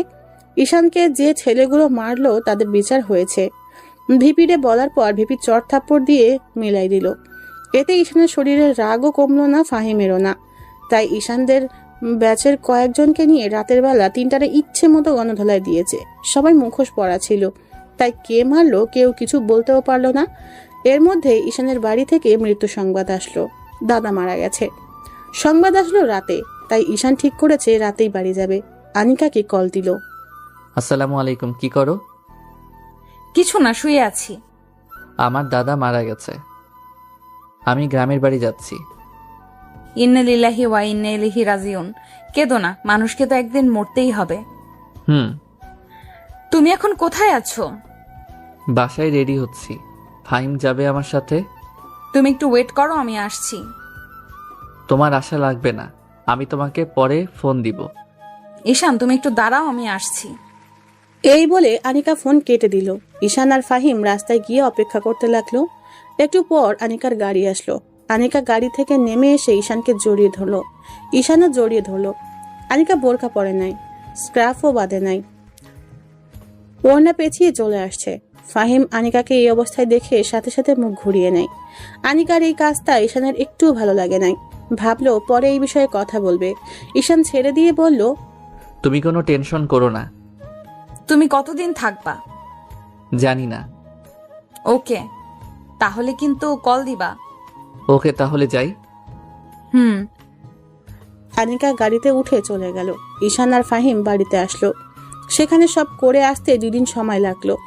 ঈশান এসে আগের মতো প্রাইভেট কোচিং শুরু করে। এইদিকে ফাহিম আর শারমিনের মধ্যে ভালোই চলছে, কিন্তু ফাহিম সবসময় বিষণ্ণ হয়ে থাকতো শারমিনকে হারানোর ভয়ে। এদিকে ঈশান আর আনিকা ভালোই আছে। এভাবে 1 মাস চলে যায়। 1 মাসের মাথায় ঈশানের প্রচন্ড মাথা ব্যথা উঠে, কারণ আজকে শরীরের উপর দিয়ে বেশি পরিশ্রম গেছে, তাই মাথা ব্যথা উঠেছে। তখন বিকাল 5টা। ঈশান একটা কোচিং করা ছিল। এমন সময় আনিকা সোজা ভিডিও কল দিল। ঈশান বাইরে বের হয়ে রিসিভ করলো। তোমাকে এমন দেখাচ্ছে কেন? প্রচন্ড মাথা ব্যথা করছে। কোথায় তুমি? কলেজে। শোনো, আমি কলেজের আশেপাশেই আছি। তোমাকে আমি একটা রেস্টুরেন্টের ঠিকানা দিচ্ছি, যত তাড়াতাড়ি সম্ভব চলে আসো। Okay, love you. Love you too. Ishan coaching ছুটি দিয়ে রেস্টুরেন্টে চলে গেল। গিয়ে দেখে আনিকা এখনো আসেনি। ঈশান একটা সিটে বসে অপেক্ষা করতে লাগলো। একটু পর দেখলো আনিকা আসলো। ঈশানের আনিকাকে দেখেই রাগ উঠে যায়, কারণ আনিকার মুখে নাই কোনো নিকাব আর টাইট একটা বোরখা পড়েছে, যা দেখে ঈশানের পুরো মেজাজ গরম হয়ে যায়। ঈশান নিজেকে কন্ট্রোল করে হাসি মুখ নিয়ে বলল, আসছো তুমি? হুম। তোমার কি আগের সমস্যা? হুম। ঈশান টেবিলে মাথা দিয়ে মাথা নিচু করে বসে রইল। তার ভালো লাগছে না, কারণ আনিকা তার কথা শুনছে না। আনিকা বলল, তোমার সিটি স্ক্যান করাতে হবে। এই বলে আনিকা ঈশানের মাথাটা হাতিয়ে দিচ্ছে। ঈশানের খুব ভালো লাগছে। এভাবে 10 মিনিট মাথা হাতাইয়ে দিল। ঈশানের এখন অনেক ভালো লাগছে। ইচ্ছে করে প্রশংসা করলো না, কারণ সে তার কথা শুনেনি। আনিকা বলল, ভালো লাগছে? হুম। আনিকা উঠে এসে ঈশানের পাশে বসে মাথা হাতিয়ে দিচ্ছে। এভাবে আরো 10 মিনিট মাথা হাতিয়ে দিল। ঈশান মাথা উঠিয়ে বলল, মাথা ব্যথা অনেকটা কমে গেছে। দাও, আর একটু মাথাটা হাতিয়ে দিই, ভালো লাগবে। না, আপাতত চলবে। ওকে। আসলে মাথা ব্যথা অনেকটা কমে গেছে, তাই প্রশংসা না করে পারলাম না। বিয়ের পর কিন্তু কিছু করো আর না করো, এভাবে মাথা কিন্তু হাতিয়ে দিতেই হবে। আমার মাথা বানানো ভালো লাগে? হুম। থ্যাঙ্কস। আমাকে কোনো সময় থ্যাঙ্কস দিবা না, দরকার হলে বকা দিবা, তবুও থ্যাঙ্কস দিবা না। ওকে। শোনো, একটা কফি খাও, ভালো লাগবে। ওকে। আনিকা, তুমি কিন্তু আমার একটা কথা মানোনি। কি কথা? এত তাড়াতাড়ি ভুলে গেলে? কাজে ব্যস্ত থাকি তো, মিস্টেক হতেই পারে। নেকাব? ও, মনেই থাকে না। আর সাথে সাথে নেকাব লাগিয়ে ফেললো। ঠিক আছে, সাথে তোমার আরো 2টি কাজ করতে হবে। কি কি? তোমাকে আরো লুজ বোরকা পরতে হবে, আর তোমার ড্রাইভারকে বাদ দিতে হবে। মেয়ে ড্রাইভার দেখো পাও কিনা। ওকে, দেখা যাক। মুখটা কালো করে বলল। তুমি রাগ করছো? না। দেখো, আমি তোমাকে ভালোবাসি। আমি চাই তুমি আর আমি একসাথে সারা জীবন থাকি, আমার স্বপ্নের মতো করে তোমাকে সাজাতে। এখন যদি তুমি আমাকে সেই সুযোগ না দাও, তাহলে তো হচ্ছে না। হুম। ওকে। এখন বাসায় গিয়ে কিছু খেয়ে এটা খাবে। তুমি চলে যাচ্ছ? হুম। আর একটু বসো, কফি তো খাওয়া হলো না। তুমি খাও, আমি গেলাম। এই বলে আনিকা চলে গেল। ঈশান কফির অর্ডার করলো।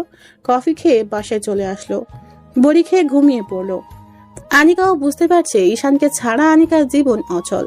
ঈশানকে আনিকা ভিতর থেকে ভালোবেসে ফেলেছে। ওই আশিকের ক্ষেত্রে এরকম ছিল, কিন্তু ঈশানের প্রতি যেমন অনুভূতি তেমন ছিল না। আনিকা ইচ্ছে করে ঈশানের সাথে এরকম করছে, কারণ আনিকা ঈশানকে পরীক্ষা করছে। আনিকা যুক্তিটা এভাবে দিয়েছে, ঈশান আমাকে ভালোবাসে, আমি ঈশানকে ভালোবাসি। ঈশান চাইবে না আমি পর্দা না করি, সে চাইবে না আমি অন্য একটা ছেলের সাথে ঘুরি, সে চাইবে আমি সব সময় তার কথা শুনি, তার কথা মতো চলি। এখন যদি আমি ঈশানের কথা না শুনি তাহলে ঈশান রাগ করবে।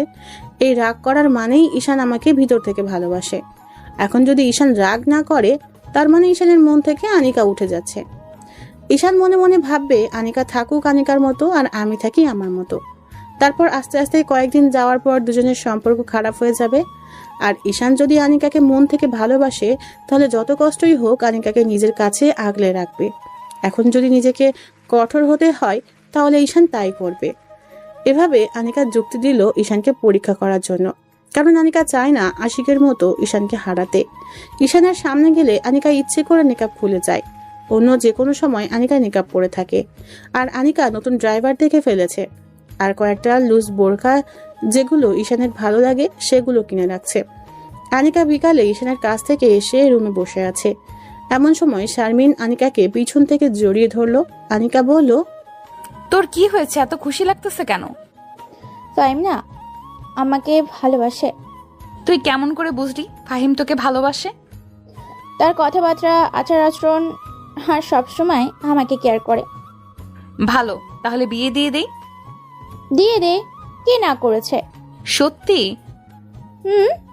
দাঁড়া, তোর দেখাচ্ছি মজা। এই বলে আনিকা জোরে জোরে মা মা বলে ডাকতে লাগলো।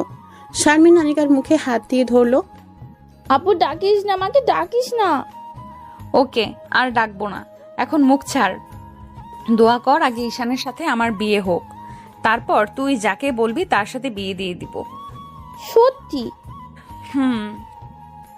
এমন সময় আনিকার মা ঘরে প্রবেশ করলো। প্রবেশ করে বলল, শারমিন, তুই একটু ঘরে যা তো, অনিকার সাথে আমার কথা আছে। আমি শুনি। না, ঘরে যা। শারমিন চলে যায়। মা, তুই কি বিয়ে করবি না? করব। তাহলে তুই কিছু বলছিস না কেন? কি বলতাম? দেখ, তোর জন্য এখন অনেক সম্বন্ধ আসছে, আর কয়েকদিন পর কি এমন সম্বন্ধ আসবে। দেখ মা, সামনের শুক্রবার তোকে দেখতে আসবে, না করিস না। কিন্তু মা, আমার একজন পছন্দের মানুষ আছে। তাহলে তো সেটা খুশির খবর। ছেলেটাকে? শারমিনের কলেজের 3rd ইয়ারে পড়ে। তাহলে ছেলেটাকে একদিন বাড়ি নিয়ে আস। ওকে মা। আনিকার মা চলে যায়। আনিকার মা চলে গেলে শারমিন আবার আনিকার কাছে এসে বলল, আপু, মা কি বললো রে? বললো ঈশানকে বাড়িতে নিয়ে আসতে। তাহলে আপু তোদের বিয়ে হচ্ছে? না রে, এখনো বলতে পারি না। দোয়া কর যাতে বিয়েটা হয়ে যায়। ঈশানের বাড়ি থেকে কি হ্যাঁ বলেছে? তুই কি তার বাবা মায়ের সাথে দেখা করেছিস? না, এই বিষয়ে তোর সাথে কথা বলবো। আপু, তুই আমার একটা উপকার করবি? কি উপকার? তুই ঈশান ভাইকে জিজ্ঞেস করবি ফাহিম আমাকে মন থেকে ভালোবাসে কিনা। ওকে, জিজ্ঞেস করব। তাহলে আমি যাই? ওকে, যা। আনিকা শুয়ে শুয়ে ভাবছে, ঈশান এখনো কল দিচ্ছে না কেন? প্রতিদিন তো এই সময় কল দেয়, তাহলে কি ঈশান রাগ করেছে? এত তাড়াতাড়ি তো রাগ করার কথা না। আনিকা নিজেই কল দিল, ধরছে না। 3 নাম্বার বার দেওয়াই ধরলো। ফোন ওঠাতে দেরি হলো কেন? তুমি যেই বড়ি দিয়েছিলা সেটা খেয়ে ঘুমিয়ে গিয়েছিলাম। এত তাড়াতাড়ি? হুম। আগামীকাল তো আমরা দুজন অবসর। চলো না, আমরা দুজন ঘুরতে যাই। কোথায়? কাল দেখা করলে জায়গা সিলেক্ট করব। ওকে। ওকে, তাহলে আগামীকাল সকালে দেখা হচ্ছে। ওকে, এখন রাখি, অনেক ঘুম পাচ্ছে। Love you. এই বলে আনিকা ফোন রেখে দিল। আনিকা ভাবছে কোনো ভুল করছে না তো সে।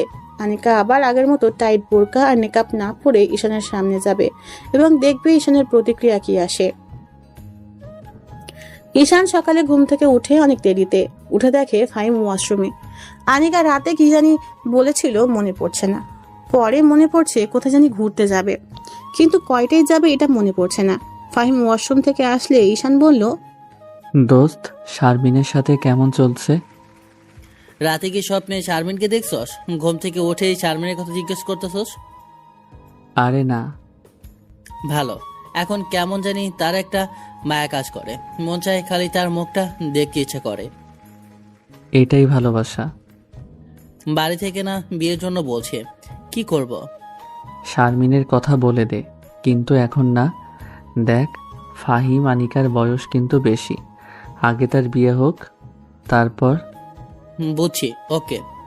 শোন, শারমিন মেয়েটা কিন্তু অনেক ভালো, তাকে আবার আগেরটার মতো হারিয়ে ফেলিস না। যদি চলে যায়? যতটা সম্ভব তাকে বেশি সময় দিবি। ওকে।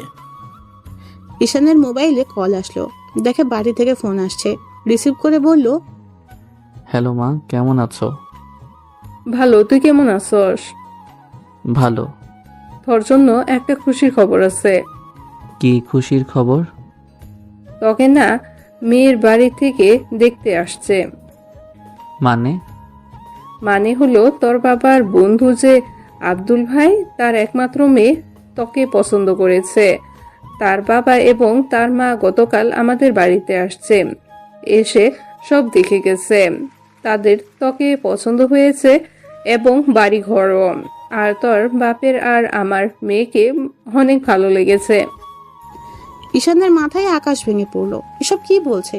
না না, এই মেয়েকে চেনে না জানে না বিয়ে ঠিক করে ফেলছে। আর এদিকে ঈশান আনিকাকে নিয়ে ঘর সংসার করার স্বপ্ন দেখছে। ঈশান বলল, দেখো মা, তোমাকে আমি পরিষ্কার করে বলে দেই, আমার ঢাকায় একজন মেয়ে পছন্দ আছে, আর বিয়ে করলে আমি তাকেই করব। কিন্তু আমাকে তো বললি না। এই যে এখন বললাম।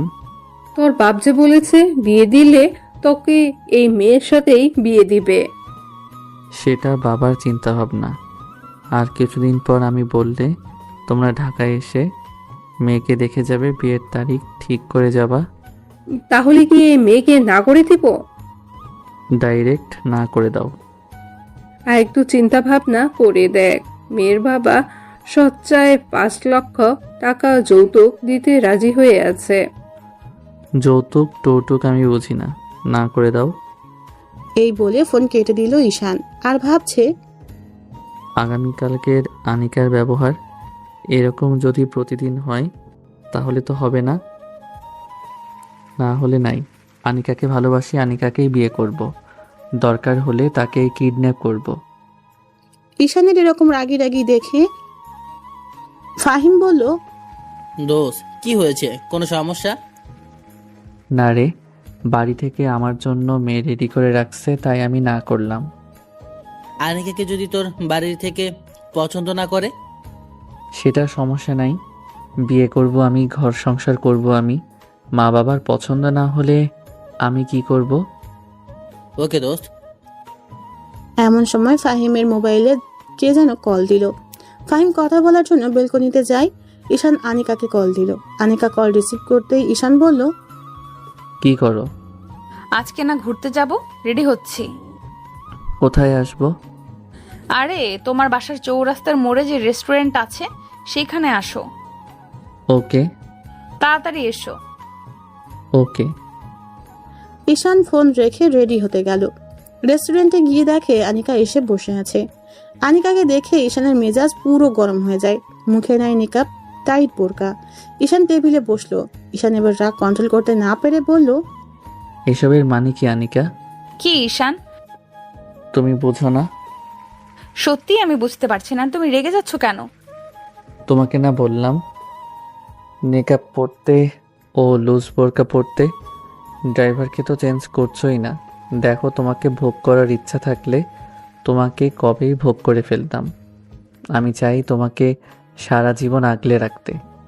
তুমি সব কি বলছো? তুমি কি কিছু বুঝো না?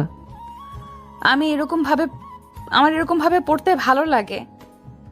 আর ড্রাইভারকে আমি বাদ দিতে পারবো না, কারণ ড্রাইভার অনেক আগে থেকে ড্রাইভারই করে।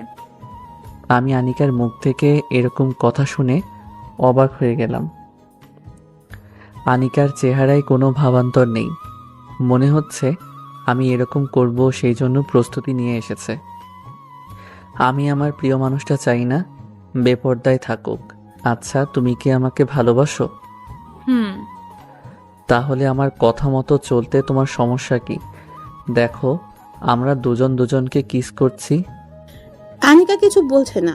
ঈশান মনে মনে চাইছে আনিকা তার কাছে মাফ চাক, কিন্তু আনিকা কিছু বলছে না। ঈশান আবার বলল, তাহলে তুমি থাকো তোমার মতো আর আমি থাকি আমার মতো, এখানে শেষ। এই বলে ঈশান চলে আসলো। আনিকা পিছন থেকে একটা ডাকও দিল না। ঈশান ভাবছে, তাহলে কি এতদিন এত সব লোক দেখানো ছিল, কিন্তু আমাকে যে কিস করলো? আমি আনিকার কাজ কারবার কিছুই বুঝলাম না, কিন্তু সব তো শেষ। এখন কি করব আমি? কি করব আমি? তাকে ছাড়া থাকবো কিভাবে? আমি এটা কি করলাম? না না, ঠিকই আছে, আমার কথা মতো না চললে এরকমই হবে। ধুর, কি করব? মাপ চাইব গিয়ে? না, মাপ চাইব না, হার মানব না। সে কি আমাকে ভালোবাসে না? তাহলে এতদিন এসব কি ছিল? আমার অবাক লাগছে। এতদিন তো যেভাবে চলছে মনে হয়েছে সে আমাকে ছাড়া বাঁচবে না। এখন বাড়িতে কি বলবো? এসব ভাবতে ভাবতে বাসায় চলে আসে। অনেক কষ্টে দিনটা কাটলো। সারাদিনে আনিকা কল দিল না। ঈশান আনিকার কলের অপেক্ষায় বসে আছে। সে কল দিয়ে মাফ চাইলেও তো হয়ে যায়। এভাবে একটা সপ্তাহ চলে যায়। ঈশা কিছুই বুঝতে পারছে না। একটা সপ্তাহ কিভাবে যে গেল সেটা একমাত্র আল্লাহ জানে। ঈশান আর আনিকাকে ছাড়া থাকতে পারছে না। তাই ঠিক করলো আনিকার চেম্বারে গিয়ে নিজেই মাফ চাইবে। সেদিন ছিল শনিবার।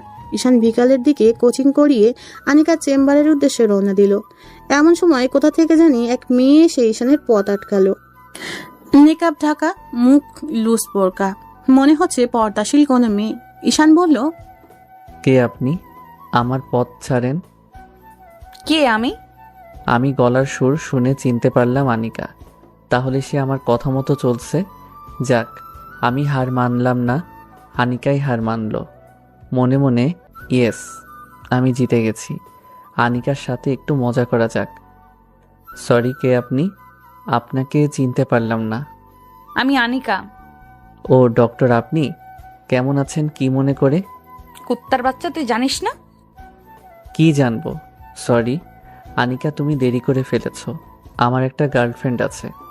আনিকা রেগে গিয়ে আমার শার্টের কালার ধরে বলল, কোনটা তোর গার্লফ্রেন্ড? দেখা, তাকে এখানে আন। ঈশান বুঝতে পারলো আনিকা অনেক রেগে গেছে। দূরের একটা মেয়েকে দেখিয়ে দিয়ে বলল, ওইটা আমার মিষ্টি সুইট গার্লফ্রেন্ড। তোর গার্লফ্রেন্ড দেখুক আমি তার বয়ফ্রেন্ডকে কি করি। এই বলে আনিকা তার নেকাব নিচে নামিয়ে সোজা ঈশানকে লিপ কিস করে বসলো। ঈশান আর আনিকা 30 সেকেন্ড এভাবে ছিল। কলেজের সবাই ওদের দিকে হাঁ করে তাকিয়ে আছে, যেন কলেজের সবাই 30 সেকেন্ডের একটা লাইভ দেখলো। ঈশান বলল, এটা কি করলা তুমি? সারা জীবনের জন্য তোকে আমার করে নিলাম। আমি তো সারা জীবন তোমারই ছিলাম। আমি জানি। তাহলে গত এক সপ্তাহ এসব কি ছিল? তোমাকে পরীক্ষা করছিলাম আর তুমি সে পরীক্ষায় পাশ করেছো। তাহলে এতদিন তোমার এগুলো সাজানো নাটক ছিল? কেন এরকম করলা? বললাম তো পরীক্ষা করছি। তোমরা পরীক্ষাও করো? তোমরা পারো বটে। অনেক দিন ধরে তোমাকে জড়িয়ে ধরি না, এখন আমাকে জড়িয়ে ধরো। ঈশান আনিকাকে জড়িয়ে ধরলো। আনিকা কেঁদে দেয়। ঈশান বলল, কাঁদছো কেন? এটা সুখের কান্না। কেঁদো না। বলো, সারা জীবন আমাকে এইভাবে বুকের ভেতর আগলে রাখবে? সারা জীবন তোমাকে এভাবে বুকের ভিতর আগলে রাখবো। আনিকা আস্তে আস্তে ঈশানকে ছেড়ে দিয়ে বলল, চলো এখন তোমাকে আমার বাড়িতে নিয়ে যাব। আজ না, অন্যদিন। এখন তুমি আমার সাথে যাবা। ওকে। তারপর দুজন দুজনের হাত ধরে কলেজ থেকে বাইরে বেরিয়ে আসলো। এসে দুজনে একটা রিকশায় উঠলো। রিকশায় গিয়ে আনিকাদের বাড়ির সামনে নামলো। রিকশায় যতক্ষণ ছিল আনিকা ঈশানের হাত শক্ত করে ধরেছিল। আনিকা ঈশানকে বাড়ির ভেতর নিয়ে যায়। নিয়ে ড্রয়িং রুমে বসিয়ে বলল, তুমি বসো। না না, তুমি আমাকে ছেড়ে যেও না। ঈশান, এটা আমাদের বাসা, এখানে ভয় পাওয়ার কি আছে? তবু তুমি আমার সাথে থাকো। ওকে। আনিকা জোরে শারমিন বলে ডাক দিল। শারমিন ঈশানকে নিচে দেখে বলল, ঈশান ভাই, আপনি আপনি আমাদের বাসায়? বিশ্বাসই হচ্ছে না। বিশ্বাস হবেও না। তুই তোর ভাইয়ের সাথে থাক। তোর ভাই ভয় পাচ্ছে। আমি ড্রেস চেঞ্জ করে আসি। ভাই, আপনি না একটা ভীতু।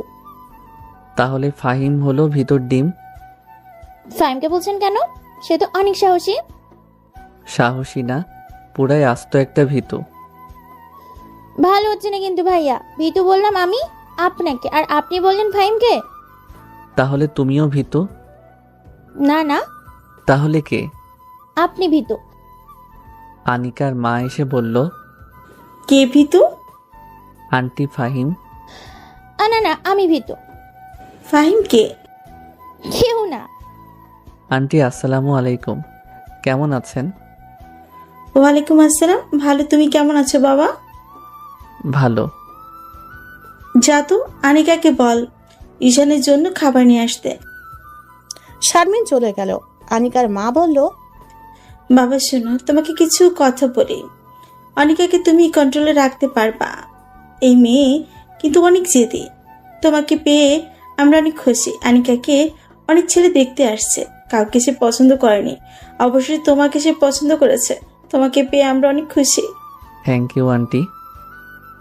এখন বলো, তোমার বাবা মাকে কবে নিয়ে আসবা? আনিকার সাথে কথা বলে নেই। ওকে। তোমার আঙ্কেল বাইরে গেছে। তোমার বাবা কি করে? ছোট একটা জুতার দোকান চালাই। তুমি কি করো? পড়ালেখা। তুমি তাকে এখন বিয়ে করতে চাচ্ছ? সেটা আনিকার উপর নির্ভর করছে। এখন সে যখন বলে, সে যদি এখন করে তাহলে আমার সমস্যা নাই, আর যদি বলে আরো 2 বছর পর, সেটাও সমস্যা নাই। তোমার কথা আমার ভালো লাগলো। Thank you aunty.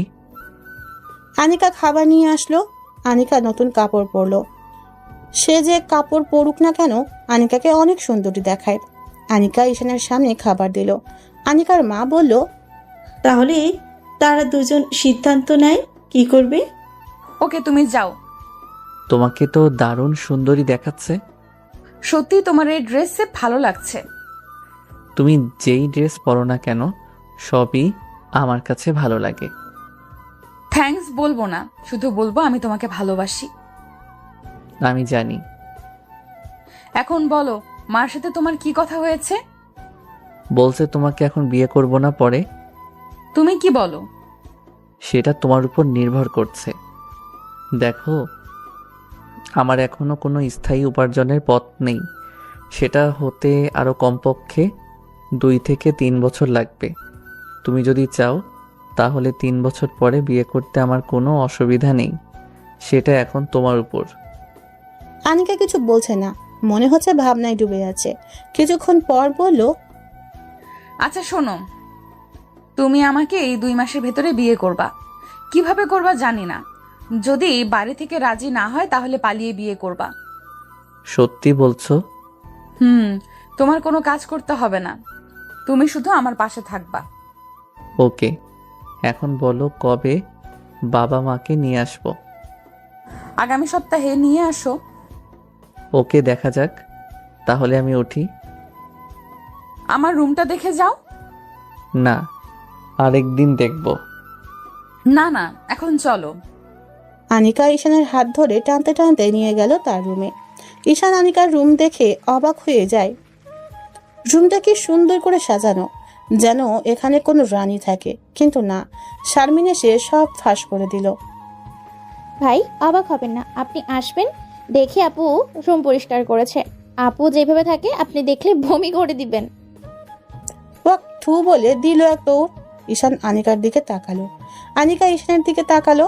আনিকা বলল, সারাদিন তো কাজে ব্যস্ত থাকি, তাই এত পরিষ্কার করতে পারি না। তুমি যে আমার জন্য এত কষ্ট করে রুম ঠিক করছো, এতেই আমি খুশি। থ্যাঙ্কস। ওকে, তাহলে আমি যাই। আমি হানিকার মার সাথে দেখা করে বাসায় আসলাম। এসে বাড়িতে কল দিলাম, আসসালামু আলাইকুম, কেমন আছো মা? ভালো, তুই কেমন? ভালো। আগামী শুক্রবার তোমরা ঢাকায় আসো।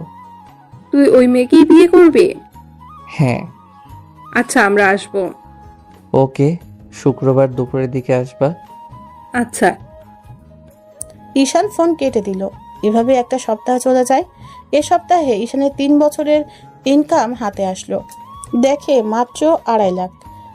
একেবারে হতাশ হলো। ঈশানের মা বাবা, ছোট বোন আসলো, আর এক চাচা চাচি আসছে।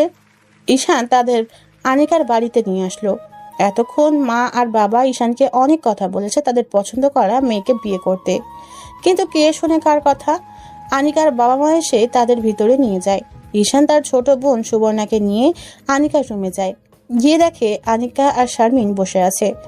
ঈশান সুবর্ণার সাথে শারমিনকে আর আনিকাকে পরিচয় করিয়ে দিল। শারমিন আর সুবর্ণা সেম বয়সের। ঈশান বলল, শারমিন, তুমি সুবর্ণাকে বাড়িটা একটু দেখাও। সুবর্ণা চলো, তারা দুজন বাইরে। আমি বললাম আনিকাকে, আনিকা তোমাকে কিছু কথা বলি, মন দিয়ে শোনো। বলো। আমার কেমন জানি ভয় করছে। দেখো, আমি আমার মা বাবার পছন্দের মেয়েকে বিয়ে করছি না, তাই তারা তোমার অনেক দোষ ধরবে, বিশেষ করে তোমার বয়স বেশি সেই জন্য। কিন্তু তুমি ঘাবড়ে যাবে না, সব সময় আমি তোমার পাশে আছি। এই 2 হাত কোনোভাবেই ছিন্ন হবে না মৃত্যুর আগ পর্যন্ত। আমি জানি, কিন্তু এখন আমার ভয় করছে। যদি তোমার মা বাবা আমাকে পছন্দ না করে? পছন্দ করবে। ঈশান মিথ্যা কথা বলছে। জানি আনিকাকে কেউ পছন্দ করবে না, কারণ তার বয়স বেশি। মিথ্যা কথা বলে তাকে সাহস দিল। তাই যেন হয়। তুমি কিন্তু আমার পাশে থাকবা। ওকে, তুমি রেডি হয়ে আসো, আমি যাই। আমি আমার ডিসিশন নিয়ে রাখছি। ঈশান নিচে এসে সোফায় বসলো বাবার সাথে। একটু পর আনিকা আসলো। আনিকা এসে সবাইকে শরবত দিল, ঈশানকেও দিল। বাহ, মেয়ে তো দারুণ সুন্দরী। নাম কি তোমার মা? আন্টি আনিকা। তুমি কি করো?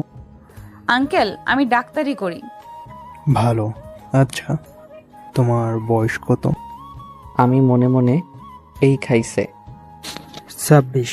মেয়ের বয়স 26। ঈশানের মা বাবার দুজনের মুখের হাসি উবে গেল। তাদের মুখে ঘৃণা ছড়িয়ে পড়ল।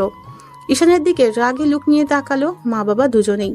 ঈশানের মা বলল, ভালো, কিন্তু ঈশানের বয়স তো মাত্র 23। না, এরকম বয়স্ক মেয়ের সাথে আমার ছেলের বিয়ে দিব না। ঈশানরা তো মেয়েকে পছন্দ করছে। ঈশানের সাথে আমার কথা আছে। ঈশান, দেখে যা। ঈশান তার আম্মুর সাথে একটু দূরে যায়। ঈশানের আম্মু বলল, তুই কি পাগল হয়ে গেছস? পাগল হব কেন? আমার তাকে পছন্দ হয়েছে। এরকম বয়স্ক মেয়েকে কেউ পছন্দ করে? কেউ না করলেও আমি করছি। এখন বিয়ের তারিখ ঠিক করো। আমি তোর বাপের উপর দিয়ে যেতে পারবো না। দেখ তোর বাপ কি বলে। তোর জন্য আমরা কি সুন্দরী মেয়ে পছন্দ করছি, আর তুই কি না বয়স্ক বুইড়া মেয়েকে পছন্দ করছস? সি সি সি। হ্যাঁ, আমি করছি। এখন বাপকে বলো বিয়ের তারিখ ঠিক করতে। দেখ তোর বাপে কি কয়, আমি কিছুই জানি না। ঈশান ভিতরে এসে দেখে তার বাবা উঠে চলে গেছে। এদিকে আনিকা কান্না করছে। ঈশান আর আম্মু বাইরে গিয়ে দেখে বাবা রেগে বসে আছে। ঈশান আর কিছু বলল না। সুবর্ণা এতক্ষণে আসলো শারমিনের কাছ থেকে। তাদের দুজনের বন্ধুত্ব হয়ে গেছে। সুবর্ণা বাবার মুখ দেখে আর কিছু বলে নাই, চুপচাপ গাড়িতে গিয়ে বসে। কোনো কথা না বলে তারা চলে যায়। ঈশানও বাসায় চলে আসে। কি করবে বুঝতে পারছে না। কোনো মতে রাতটা কাটালো। সকালে ঈশানের আম্মু কাছে ফোন দিল। বাবা কিছু বলছে? না, তোর সাথে কোনো ভাবে এই মেয়ের বিয়ে দিব না। সমাজের লোকেরা কি বলবে? মা, আমি এখন বাচ্চা না। সমাজের মানুষ কি বলবে না বলবে সেটা দিয়ে আমি কি করব? বাবা কি পাশে আছে? হ্যাঁ, আছে। লাউড স্পিকার দাও। দিছি, বল। বাবার যদি মন চায় ছেলের বউকে বরণ করে ঘরে তুলতে, তাহলে আমি এখন নাম্বার দিচ্ছি, এখনই ফোন করে বিয়ের তারিখ ঠিক করতে। আর যদি না করে তাহলে বিয়ে করে বাড়িতে আসলে কিছু যেন না বলতে পারে। আমি আবার আধা ঘন্টা পরে ফোন দিলাম মায়ের কাছে। বাবা বলছে, না, তুই যদি এই মেয়েকে বাড়িতে নিয়ে আসিস তাহলে তোকে মেরে হাত পা ভেঙে ফেলবে। ওকে দেখা যাবে। এই বলে ঈশান ফোন রেখে দিল। ঈশান আনিকার সিদ্ধান্ত নিয়ে নিল আগামী সপ্তাহ ওরা বিয়ে করবে। আনিকাকে বাড়িতে নিয়ে গেলে কেউ দেখতে পারবে না, মা বাবা দেখতে পারবে না, পাড়া প্রতিবেশীরা তারা কথা বলবে। আনিকাকে সেখানে নিয়ে গেলে শুধু কাঁদবে। তাই ঈশান ঠিক করলো যে বাসায় থাকে সে বাসার উপরতলায় ভাড়া নিবে। যে টাকা আছে সেখান থেকে ফার্নিচার কিনবে, কোনো আয়োজন না করে বিয়ে করে ফেলবে। এটাই ওদের পরিকল্পনা। ঈশান আনিকার বাড়িতে আসলো। আনিকার রুমে গেল, গিয়ে দেখে বেচারি কেঁদে কেঁদে শেষ। ঈশানকে জড়িয়ে ধরে বলল, তুমি আসছো? আমি তো ভাবছিলাম তুমিও চলে গেছো। তোমাকে ছাড়া আমি যেতে পারি? এখন কি করবা? আমার মাথায় একটা পরিকল্পনা আছে। কি? ঈশান আনিকাকে পরিকল্পনার কথা বলল। পুরোটা শুনে আনিকার মুখ উজ্জ্বল হয়ে যায়। চলো বাসা দেখবে। আনিকা রেডি হয়ে ঈশানের সাথে বাসায় এসে বাসা দেখে। আনিকার পছন্দ হয়েছে। এখন ঈশান আস্তে আস্তে ফার্নিচার উঠাতে থাকে। মোটামুটি একটা সংসারে যা লাগে সব উঠালো। এমনি ভাবে এক সপ্তাহ চলে গেল। দিনটি ছিল শুক্রবার। ঈশান রুম আগে থেকেই সাজিয়ে রেখেছে। ফাহিম আর ঈশান দুপুরের পরে আনিকাদের বাড়ি যায়। ভালোভাবেই বিয়ে সম্পন্ন হয়। আনিকার মা বাবা দুজনেরই কৃতজ্ঞতায় মাথা নুয়ে পড়ে ঈশানের প্রতি। তারা বলে তারা জীবনে ঈশানের মতো ছেলে দেখে নাই। ফাহিমকে সাক্ষী রেখেছে। আনিকাকে শাড়ি পরা অবস্থায় আরো বেশি অপরূপ দেখায়। ঈশান আজ রাতে তার সেই রূপের ভিতর হারিয়ে যাবে। ঈশান আনিকাকে নিয়ে বাসায় আসে। ফাহিম সুন্দর করে বাসর ঘর সাজায়। যেহেতু ঈশানের শরীরের উপর দিয়ে আজ অনেক ধকল গেছে, তাই পুরনো রোগ মাথা ব্যথা করতেছে। আনিকা বাসর ঘরে গিয়ে বসে আছে। ফাহিম ঈশানকে ঠেলা দিয়ে ঘরে পাঠিয়ে দেয়। ঈশান ঢুকে দরজা লাগিয়ে দিল। আনিকা ঘোমটা দিয়ে বসে আছে। ঈশান গিয়ে ঘোমটা উঠালো। ঈশান বালিশটা মাথার নিচে দিয়ে শুয়ে রইল। আনিকা, মাথাটা একটু হাতিয়ে দাও তো। মাথা ব্যথা করছে? আনিকা ঈশানের মাথা হাতিয়ে দিচ্ছে। আনিকা মাথা হাতিয়ে দেওয়া ঈশানের অনেক ভালো লাগছে। এভাবে ঈশান ঘুমিয়ে গেল। একেবারে সকালে ফুরফুরে মেজাজ নিয়ে ঘুম থেকে উঠল। আনিকা রুম ঝাড়ু দিচ্ছে। মুখের দিকে তাকিয়ে বুঝতে পারলো মুখে তার অতৃপ্তির হাসি। ঈশান আনিকাকে পিছন থেকে জড়িয়ে ধরে ঘাড়ে কিস করতে লাগে। ঈশান আনিকাকে পিছন থেকে জড়িয়ে ধরে ঘাড়ে কিস করতে থাকে। আনিকা উপভোগ করতে থাকে। ঈশান ঘাড়ে কিস করতে করতে ঠোঁটে গেল। এবার দুজনকে লিপ কিস করতে করতে আনিকা ঈশানকে বিছানায় ফেলে দিল। পরে কি করলো বুঝতেই পারছেন। এভাবে ভালোই চলছিল ওদের সংসার। মাঝে মাঝে ঝগড়া হতো, কিন্তু দিন শেষে দুজন একসাথে একই বিছানায়। টাকা নিয়ে ওদের কোনো সমস্যা হয় নাই। 1 মাসের ভিতর আনিকা ফ্ল্যাট পুরোটা ফার্নিচার দিয়ে ভরে ফেলে, কারণ সংসারটা তার। আনিকা ডাক্তারি করে সংসার চালাইতো। ঈশান প্রাইভেট কোচিং করিয়ে বাড়িতে টাকা পাঠায়। যাই হোক, তারা তার মা বাবা। 2 বছর আগে ঈশানের একটা চাকরি হয়। তখন আনিকা প্রেগনেন্ট, একটা মেয়ে হয়। তখন বাড়ি থেকে সবাই দেখতে আসে এবং আনিকার কাছে ক্ষমা চেয়ে গ্রহণ করে নিল।